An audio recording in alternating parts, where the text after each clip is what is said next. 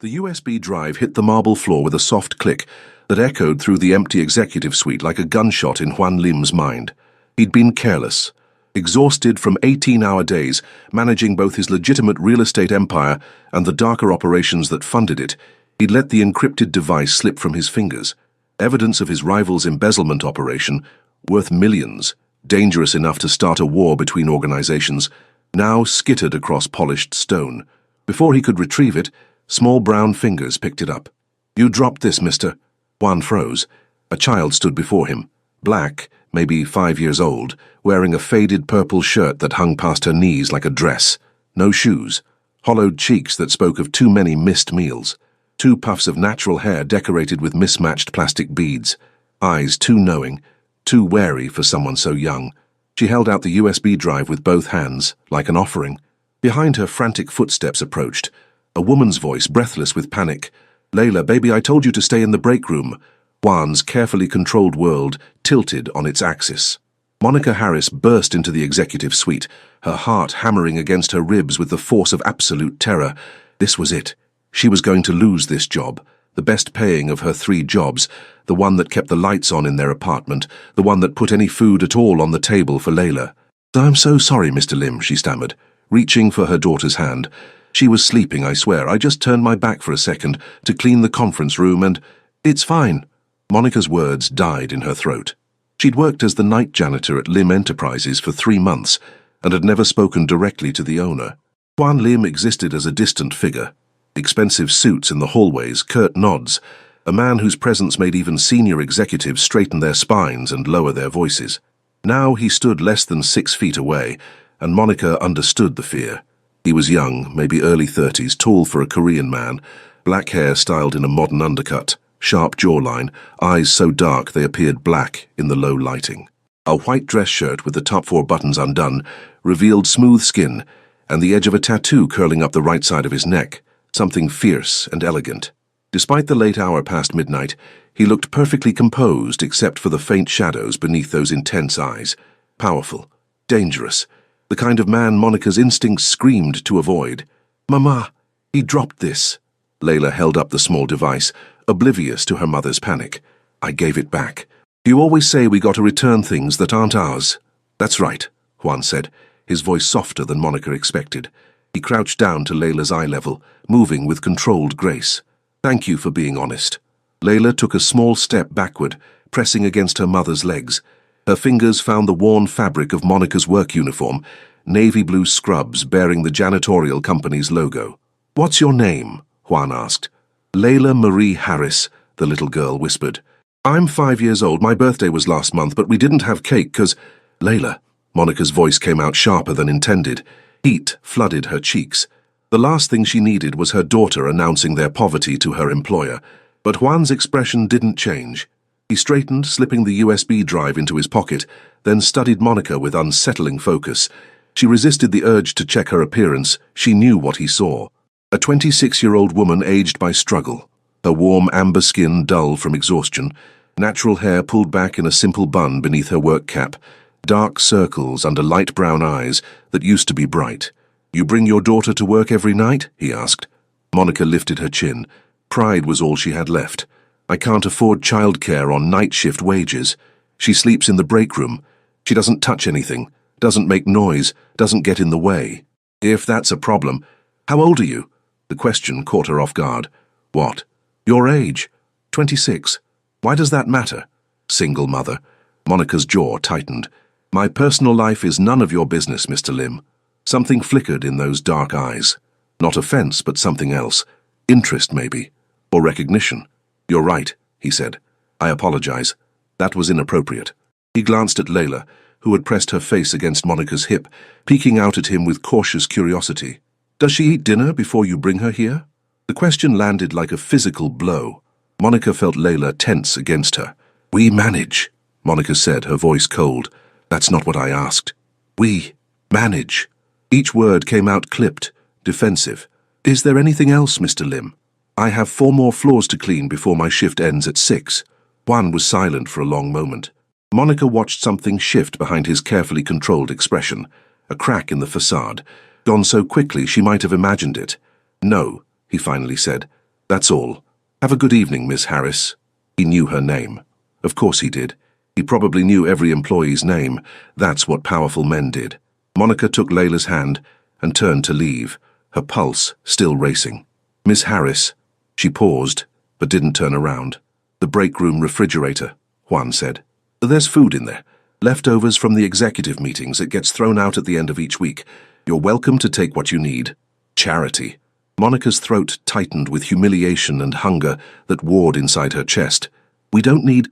It's going in the trash otherwise, he interrupted, his tone matter of fact. Seems wasteful. Monica pulled Layla toward the door without responding. As they walked down the empty corridor, Layla tugged on her mother's hand. Mama, he was nice, he didn't yell. Baby, we don't take handouts from people like that.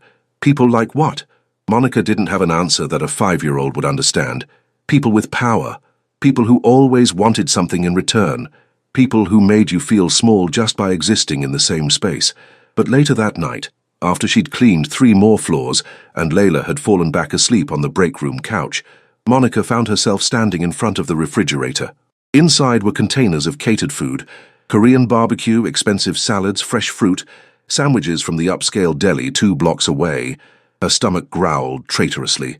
She thought of Layla's dinner, half a peanut butter sandwich and a bruised apple, the last of the food in their apartment until she got paid Friday, 3 days away.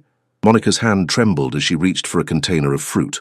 Upstairs in his office, Juan Lim stood at the floor-to-ceiling windows overlooking Boston's financial district.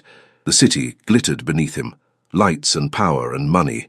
The empire he'd built from his parents' small dry-cleaning business through ruthless ambition and connections that existed in the shadows. He'd killed for this view, metaphorically and literally. But tonight, all he could see was a little girl with mismatched beads in her hair, wearing clothes 3 sizes too big, returning something that didn't belong to her because her mother taught her about honesty, even when they were starving. He pulled out his phone and made a call. It's me, he said in Korean when his second-in-command answered. I need background on one of the cleaning staff. Monica Harris. Everything. Financial situation, debts, family, history. I want it by morning. Boss, it's 1 in the morning. Did I stutter? No, sir, I'll have it by 8. Juan ended the call and returned his attention to the windows. Below, the city hummed with late-night life, cars on the street, lights in apartments, people living their separate existences, unaware of each other's struggles. He touched the tiger tattoo on his neck, a habit from his teenage years when he'd first entered this life. The traditional Korean design represented protection, strength, courage. His mother had cried when she saw it. Tonight, for the first time in years, Juan thought about the woman who'd raised him alone in this country, working 3 jobs, bringing him to work sometimes because she couldn't afford a babysitter, feeding him before herself even when food was scarce. He'd been that hungry child once. The memory settled in his chest like a stone. Monica discovered the groceries on Thursday morning. She'd stumbled home at 7 a.m. After her warehouse shift, Layla dozing against her shoulder, keys fumbling in her exhausted grip. When she opened the apartment door, she nearly tripped over the boxes. 4 large boxes from an upscale grocery store packed with food. Real food. Fresh vegetables, fruit, rice, chicken, milk, bread, eggs, even snacks for children. No note, no explanation. Monica's first instinct was to shove them back into the hallway. Her second was to call the police. Her third, as Layla woke up and saw the food, was to cry, "Mama, look, is it for us?" Layla's eyes went wide with wonder at the sight of the colorful packages. I don't know, baby. But she did know. Somehow she knew exactly who had done this. Friday night at Lim Enterprises, Monica worked with her jaw clenched tight, anger and confusion churning in her stomach. When she finished the executive floor at 1 a.m., she found Juan Lim still in his office, door open, tie discarded, working at his desk with the focused intensity of a man who never stopped. She knocked on the doorframe. He looked up, unsurprised, as if he'd been expecting her. "Ms. Harris, I need to speak with you. Come in." Monica stayed in the doorway. Layla was sleeping downstairs. She had maybe 10 minutes. The groceries. That was you. It wasn't a question. Juan leaned back in his leather chair, studying her with those unreadable dark eyes. "Yes. I can't accept them. They've already been delivered. Then I'll return them." "To whom?" "There's no receipt. No return address." Monica's hands curled into fists at her sides. "I don't need your charity, Mr. Lim. I don't know what you think this buys you, but it buys me nothing." His voice remained calm, infuriatingly even. Your daughter is 5 years old and malnourished. You work 3 jobs and still can't afford basic necessities. I'm not blind, Miss Harris." The truth, spoken so plainly, felt like a slap. Monica's throat tightened. "That's none of your business. You made it my business when you brought your child into my building every night." Juan stood, moving around his desk with that predatory grace that made Monica's instincts scream danger. He stopped 6 feet away, close enough to feel threatening, far enough to be respectful. "I'm offering help. No strings, no expectations, no payback required. Nobody does that. Everyone wants something. Then I'm nobody. Why?" The word burst out of her, raw and desperate. "Why do you care? You don't know us. We're nothing to you. I clean your floors, that's all. So why?" For the first time, something cracked in Juan's controlled expression. His jaw tightened. He touched the tattoo on his neck unconsciously, and Monica glimpsed something beneath the expensive suit and cold authority, something human and hurt. "My mother was a cleaning woman," he said quietly, switching to Korean before catching himself and continuing in English. "She brought me to work with her when I was young because she had no one to watch me. I remember being hungry. I remember wearing clothes that didn't fit. I remember the way people looked at us, like we were invisible, like we didn't matter." The confession hung in the air between them. Monica's anger wavered. "And now you're rich and powerful, so you think throwing money at people like us makes up for it?" "No." Juan's voice hardened. "Nothing makes up for it. But I can choose not to ignore it when it's right in front of me. I don't want to owe you. You don't. Take the food, Ms. Harris. Feed your daughter. That's all I'm asking." Monica studied him, this dangerous man with his expensive watch and ruthless reputation, who somehow looked at her like she was a person instead of furniture.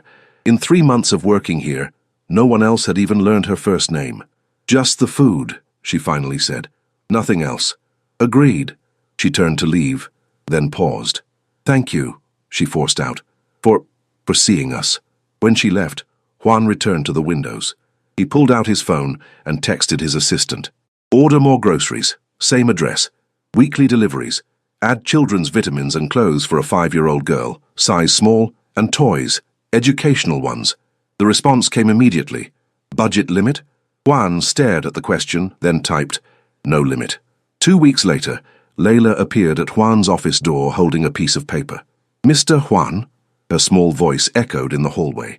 He looked up from his laptop to find the little girl standing there in new clothes, a pink sweater that actually fit, jeans without holes, sneakers with cartoon characters.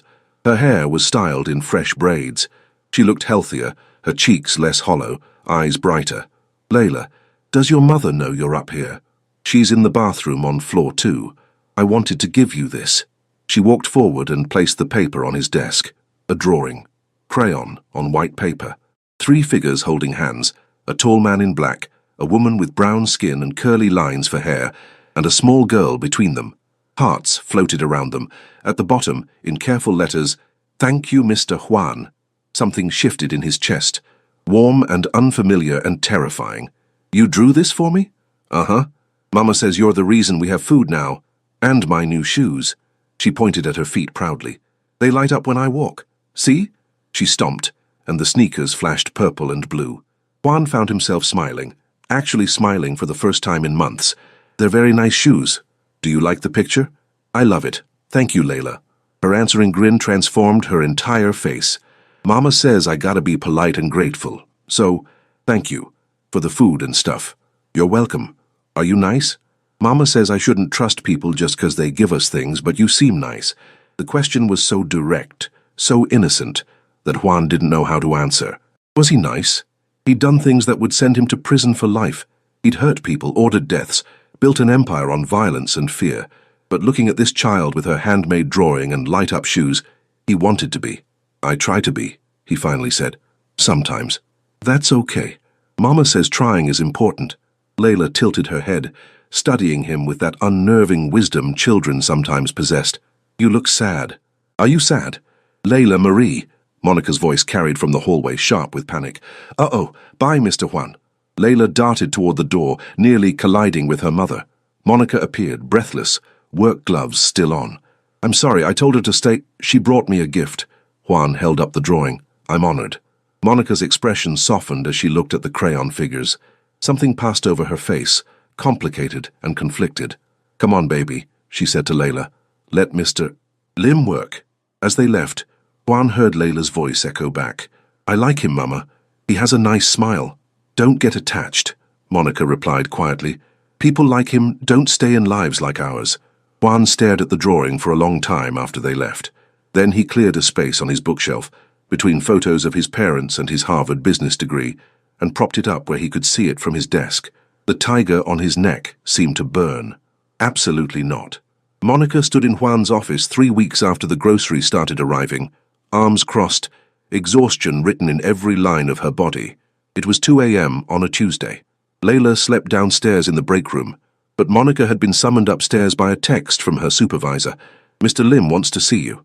Now. Now she wished she'd ignored it.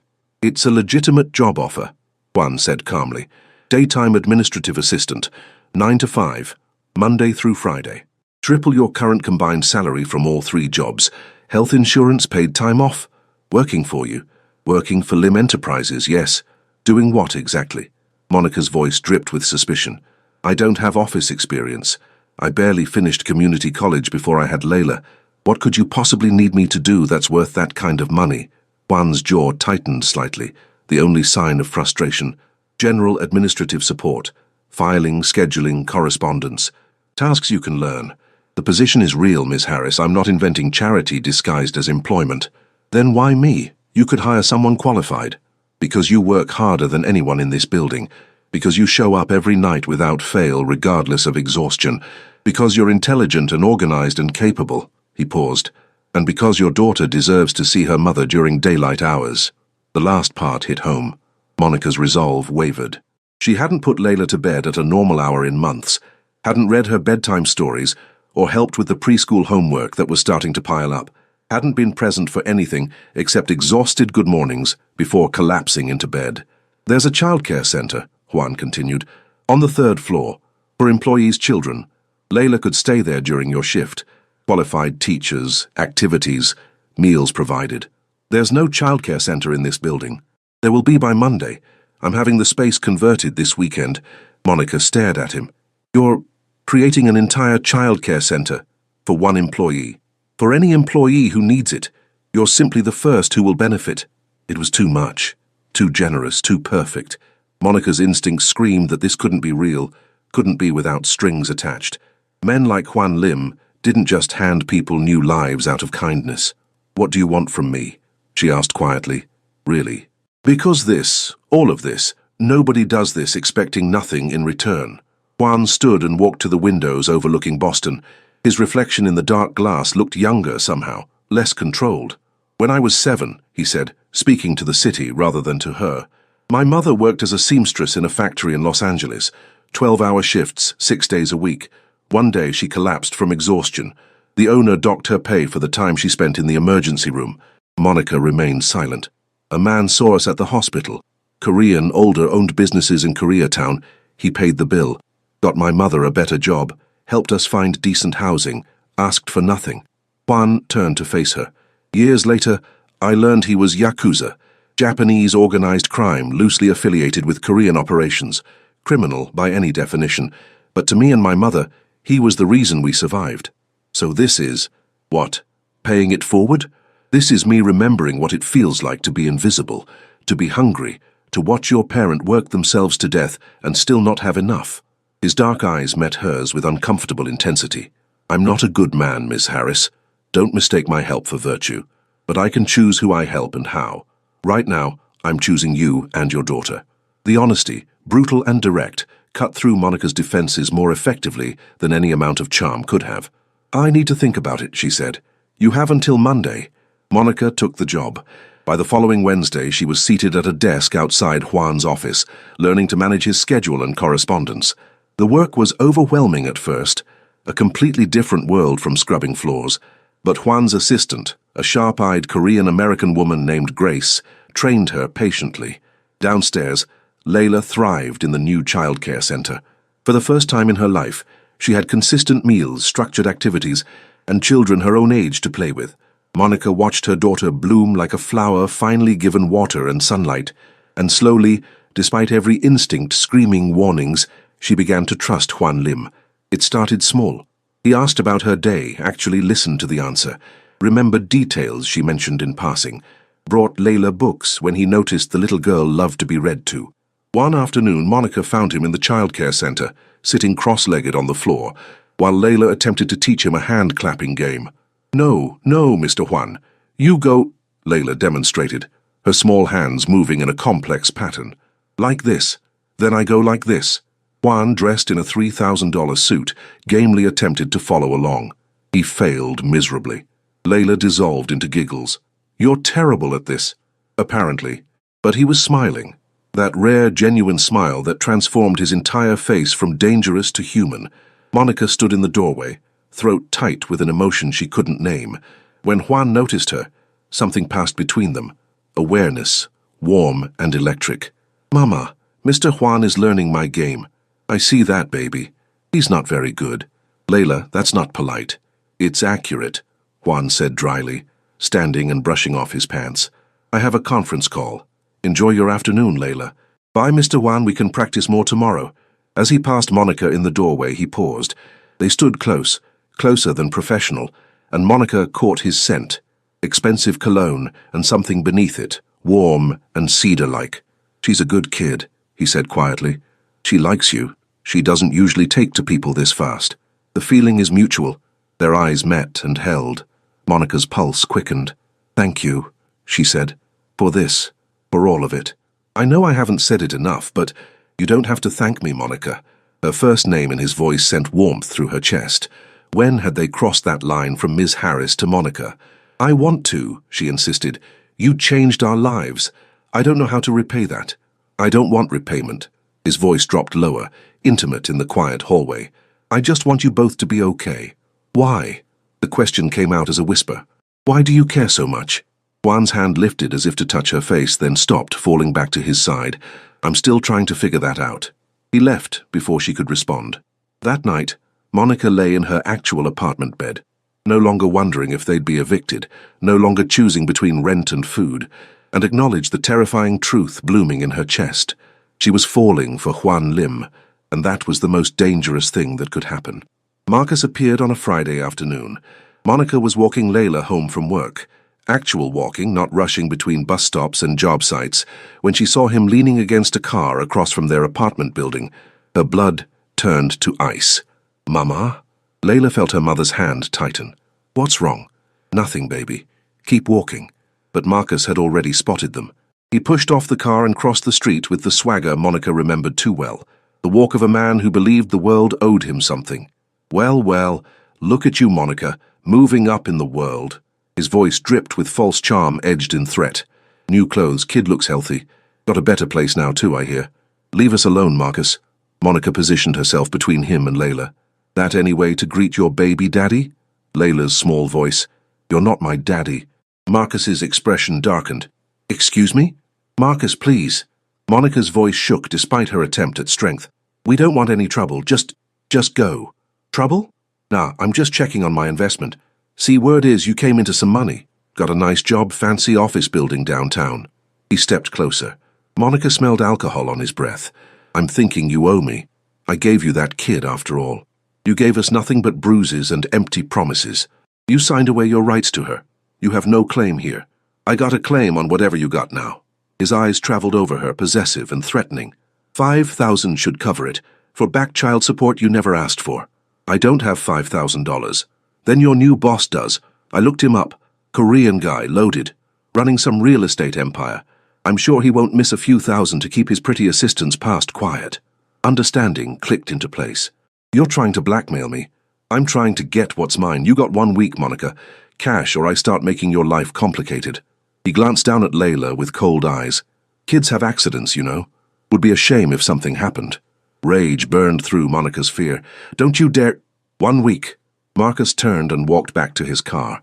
Monica stood frozen on the sidewalk, Layla pressed against her legs, both of them trembling. She didn't tell Juan. For 3 days, she went to work with the threat hanging over her head like a blade. She smiled at Layla, performed her job duties, pretended everything was fine. At night, she lay awake trying to figure out how to get $5,000 she didn't have, how to protect her daughter from a man who'd proven himself dangerous before. On the 4th day, Juan called her into his office. "Sit down, Monica." His voice was cold, the voice she imagined he used when conducting the darker parts of his business. Monica's stomach dropped. "A man came to the building today," Juan continued. "Tried to enter through the lobby. Security stopped him. He claimed to be your ex-boyfriend, said he had business with me regarding you." Monica closed her eyes. "Mr. Lim, why didn't you tell me you were being threatened?" His tone cut through her prepared excuses. When she opened her eyes, Juan was standing by the windows, tension visible in every line of his body. "It's not your problem," she said. "Not my—" He turned sharply. "Monica, he threatened you. He threatened Layla. How is that not my problem?" "Because you've already done enough. I can't keep coming to you every time something goes wrong in my life. I can't be some charity case you have to rescue constantly." "Is that what you think this is?" Juan's voice dropped dangerously low. "Charity? I don't know what this is." Monica stood, her own frustration boiling over. "I don't understand you. I don't understand why you care. I don't understand why a man like you looks at someone like me and sees anything worth protecting." "Because you're brilliant and strong and the best mother I've ever seen." The words burst out of him, raw and unfiltered. "Because your daughter draws pictures of me, and it makes me feel human for the first time in 10 years. Because when you smile, actually smile, not the exhausted thing you do when you're being polite, it's like sunlight in this dark fucking world I've built." The confession hung between them, electric and terrifying. Monica stared at him. "Juan, I'll handle Marcus," he said, his voice controlled again, but his eyes still blazing. "He won't bother you again. What are you going to do?" "Nothing illegal. Nothing that will come back on you or Layla." He moved closer, and Monica's breath caught. "But he needs to understand that you're under my protection now. Both of you. And I don't tolerate threats to what's mine. I'm not yours. Aren't you?" His hand lifted, fingers ghosting along her jawline without quite touching. "Tell me you haven't felt this. Tell me it's all in my head." Monica's heart hammered. She should step back. Should maintain professional distance. Should remember that he was her boss, that this was inappropriate, that men like him were dangerous in ways that had nothing to do with organized crime. But she couldn't. "I feel it," she whispered. "God help me, I feel it, but that doesn't mean—" Juan's phone buzzed. He glanced at it and his expression shifted into something cold and lethal. "Marcus just tried to grab Layla from the childcare center." Monica's world stopped. "Security has him restrained. She's safe. She's locked in the reading room with 2 guards and doesn't know anything happened." His eyes met hers. "But this ends now." What happened in the next hour, Monica never fully learned.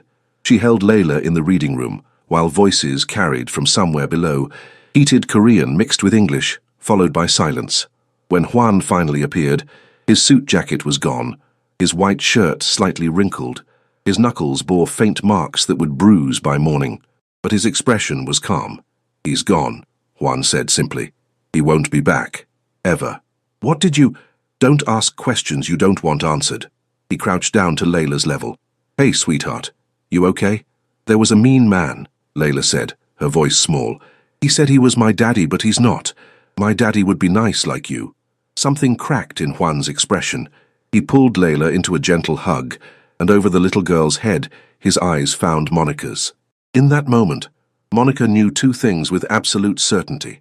First, that Juan Lim had done something terrible to Marcus, something permanent. Second, that she loved him anyway. "I need to leave." Monica said the words 3 days after the incident with Marcus, standing in Juan's office after everyone else had gone home. Layla was asleep in the childcare center, exhausted from a full day of activities. Juan looked up from his laptop, his expression carefully neutral. "Leave. This job. Boston. I have family in Atlanta. We can go there, start over." "You don't have family in Atlanta.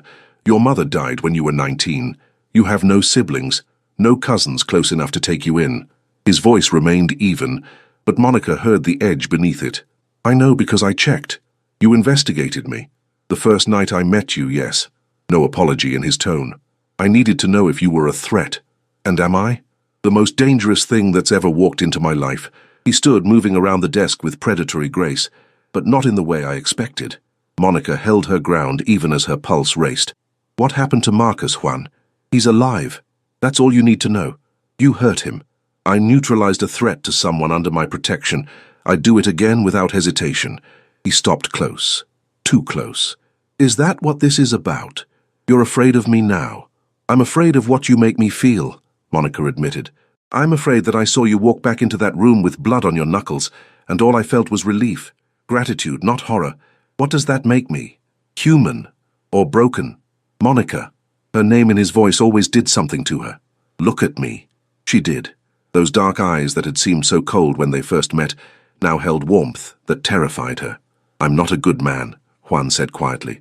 I've done things that would make you run if you knew. I've built my empire on foundations that wouldn't survive scrutiny. I exist in a world where violence is currency and mercy is weakness. Then why show me mercy? Because you and Layla walked into my life and reminded me I'm still capable of being human. Because that little girl draws pictures of us as a family, and it's the only future I want anymore. His hand cupped her face gently, the same hand that had hurt Marcus days ago, now impossibly tender. Because I'm in love with you, Monica Harris, and I have been since you stood in this office and told me your personal life was none of my business. Monica's breath caught. Juan, you want to leave? I'll help you. Money, references, anything you need. But don't run because you're afraid of how you feel. Run because you don't feel it. Run because I'm not worth the risk, but don't run because you think you should. The choice hung between them. Monica thought of the past 2 months, groceries appearing, new jobs materializing, her daughter thriving for the first time. But more than that, she thought of the man who sat cross-legged on floors learning hand games, who kept Layla's drawing on his shelf, who looked at Monica like she was precious instead of invisible, who'd protected them without hesitation when danger appeared. I don't want to run, she whispered. Juan's thumb brushed her cheek. Then what do you want? This. You. Us. I want Layla to keep drawing pictures of our family. I want to stop being afraid that this will disappear. Her voice strengthened. I want to choose this, even knowing it's dangerous, even knowing you're dangerous, because I love you too, and I'm tired of pretending I don't. The kiss, when it came, was inevitable, his mouth claiming hers with controlled intensity, her hands fisting in his shirt, years of loneliness and hunger dissolving into heat and promise. He kissed her like she was air and he'd been drowning, like she was the answer to questions he'd stopped asking. When they finally broke apart, both breathing hard, Juan pressed his forehead to hers. Sarangheo, he murmured in Korean. Saranghe, I love you. I don't know what that means, but I love you too. He smiled against her lips. I'll teach you. I'll teach you everything. A small voice from the doorway. Are you guys kissing? They sprang apart to find Layla standing there, rubbing sleep from her eyes, her expression more curious than upset. Monica's face flamed. Layla, baby, you should be... Does this mean Mr. Juan is going to be my daddy now? The question, so innocent, so hopeful, hit them both like a physical force. Juan crouched to Layla's level, his movements careful. Would you want that? If I was around all the time, if I was part of your family? Layla considered this seriously, then nodded. You're nice. You bring me books. You're not very good at hand games, but you try. She paused. And you make Mama smile the real way, not the tired way. Then yes, Juan said, his voice rough with emotion. I'd like very much to be your family. If your Mama says it's okay. 2 pairs of eyes turned to Monica, one dark and intense, one bright with hope. Monica felt tears slip down her cheeks as she nodded. It's okay, it's more than okay. Layla launched herself at Juan, wrapping small arms around his neck. He caught her easily, standing with the little girl in his arms, his free hand reaching for Monica. They stood there in his office overlooking the Boston skyline, a Korean mafia boss, a black single mother, and the 5-year-old who'd brought them together, and became something neither adult had dared hope for. A family. The house in Newton was too big, Monica had argued. Too expensive, too suburban, too much. Juan had bought it anyway. Now she stood in the kitchen of their home, a concept still strange and wonderful, watching through the window as Juan taught Layla to ride a bicycle in the backyard. His suit jacket was discarded on the patio furniture, white shirt sleeves rolled up, tie long gone. Layla's delighted squeals carried through the glass. I'm doing it! Daddy, I'm doing it! Daddy. The word still made Monica's throat tight. 6 months since that night in his office. 6 months of navigation between 2 worlds, his complicated, sometimes dangerous business empire, and the simple joy of family dinners and bedtime stories. 6 months of learning each other, of Juan teaching Monica Korean phrases while she introduced him to her grandmother's soul food recipes. 6 months of Layla blooming into a confident, healthy child who no longer flinched at loud noises or hoarded food. 6 months of love, The diamond on Monica's left hand caught the afternoon light, a proposal that had come 3 weeks ago, Juan on one knee in this very kitchen while Layla watched with excited anticipation. Outside, the bicycle wobbled. Juan caught it, caught Layla, both of them laughing. Monica's phone buzzed. A text from Grace. Boss says he's working from home tomorrow. Translation: he's spending the day with his girls, and nobody better disturb him. Monica smiled and typed back, "Tell everyone he's busy being a dad. Much more important." Through the window, she watched Juan lift Layla onto his shoulders, the little girl's braids bouncing as she cheered her victory. He turned toward the house, and his eyes found Monica through the glass. The tiger tattoo on his neck was visible in the sunlight, a symbol of protection. He'd found what he was meant to protect, and they'd found home.